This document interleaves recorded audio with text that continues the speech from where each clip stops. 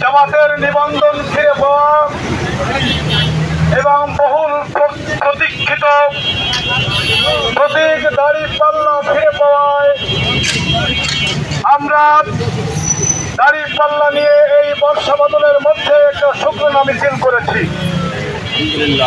আজকে আমরা এই বার্তা দিতে চাই, বাংলাদেশ জামাত ইসলামী দীর্ঘদিন ধরে তাদের নিবন্ধন কেড়ে নিয়েছিল এই ব্রিটিশ সরকার এবং মার্কাও কেড়ে নিয়েছিল ব্রিটিশ সরকার। আজকে জামাত ইসলামী তার নিবন্ধন ফিরে পেয়েছে এবং মার্কা ফিরে পেয়েছে, কিন্তু যারা ষড়যন্ত্র করেছিল, জামাতকে নিষিদ্ধ ঘোষণা করেছিল, জামাতকে নিচ্ছিন্ন করে দিতে চেয়েছিল, তারাই আজকে বাংলাদেশের রাজনীতি থেকে তাদের নিবন্ধন হারিয়েছে এবং তারা নিচ্ছিন্ন হওয়ার পথে।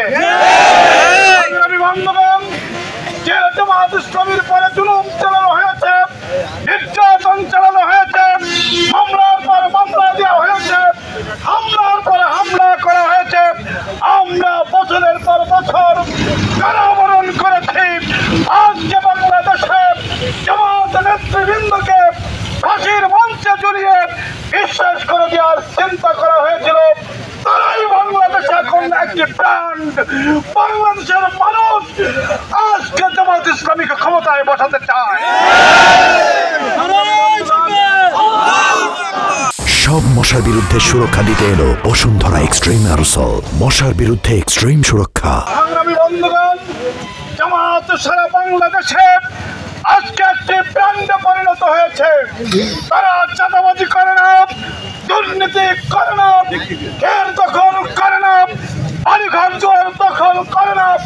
হিন্দুদের নিরাপত্তায় জামাত ইসলামী তাদের জান প্রাণ দিয়ে আজকে এই নিরাপত্তার জন্য চেষ্টা করেছে, শ্রম দিয়ে যাচ্ছে।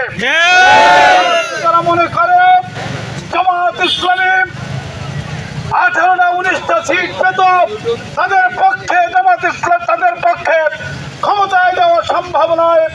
তাদেরকে বলে দিতে চাই, ভারতে কংগ্রেসকে হারিয়ে যেমন মোদী ক্ষমতায় এসেছিল, এই পাকিস্তানে ইমরান খান যেমন ক্ষমতায় এসেছিল, ওই তুরস্কে এরদোগান যেমন ক্ষমতায় এসেছিল, বাংলাদেশেও ইনশাআল্লাহ একটি সুষ্ঠু নির্বাচন হলে বাংলাদেশে মানুষ আজকে জামাত ইসলামীকে বেছে নেবে, এই আশা আমরা করি।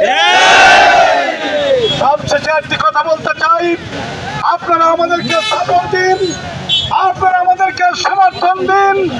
আমরা এমন একটি রাষ্ট্র উপহার দেব যেখানে বৈষম্য থাকবে না, যেখানে চাঁদাবাজি থাকবে না, যেখানে নিরাপত্তার সমস্যা থাকবে না, যেখানে বেকারত্বের সমস্যা থাকবে না। আমরা একটি সুন্দর বাংলাদেশ উপহার দেব। সংগ্রামী বন্ধুগণ, আর এই রামপাল বাংলায় আমাদেরকে যদি আপনারা দেখেন, তাহলে এখানে কোনো ঘের সমস্যা থাকবে না, দখলবাজি থাকবে না, চাঁদাবাজি থাকবে না, কেউই মানুষের অধিকারে হস্তক্ষেপ করতে পারবে না, বৈষম্য থাকবে না।